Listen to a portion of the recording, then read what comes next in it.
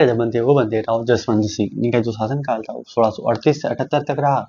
इनके शासनकाल के टाइम पे राजा की मृत्यु हो जाती है। उनके जो 4 बेटे थे, दारा, शुजा, मुराद, औरंगजेब, इन चारों के बीच में यहाँ पर उत्तराधिकारी संघर्ष शुरू हो जाता है।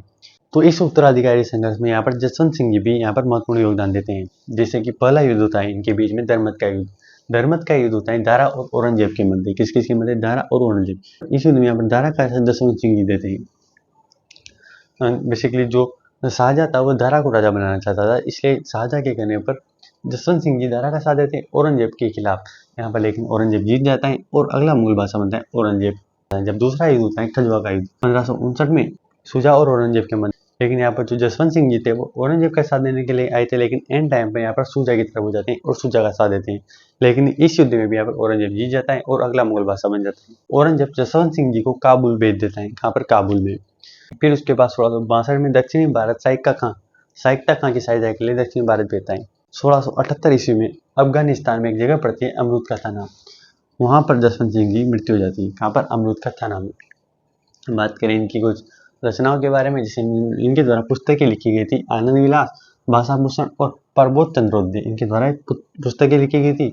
इनके द्वारा महाराष्ट्र में जसवंतपुर नगर बसाया गया था। कौन सा? जसवंतपुर। जोधपुर में अनार बगीचे लगवाए गए थे। इनकी एक पत्नी थी जसवंत दे। अच्छा, जसवंत दे वही रानी है जो जब धर्मत का युद्ध हार के आए थे औरंगजेब के खिलाफ। तो जो जसवंत दे है वो जोधपुर के दरवाजे बंद कर देते हैं और जसवंत सिंह जी को अंदर नहीं आने देती।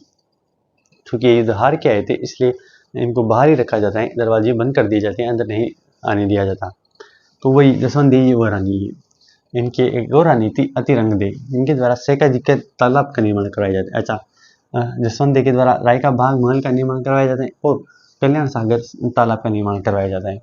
इनकी जो कवि थे, दरबारी कवि थे, मूणुक नैणसी थे। नैणसी के द्वारा नैणसी विख्यात लिखी गई और इनके द्वारा मारवाड़ प्रगनारी विगत यहाँ पर रचना लिखी गई थी। अच्छा, मूणुक नैणसी को यहाँ पर अबुल फजल कहा गया था मुंशी देवी प्रसाद के द्वारा। किसके द्वारा? मुंशी देवी प्रसाद के द्वारा अबुल फजल कहा गया मूणुक नैणसी को। इनके एक और कवि थे नरहरि दास। इनके द्वारा अवतार चरित्र ग्रंथ लिखा गया।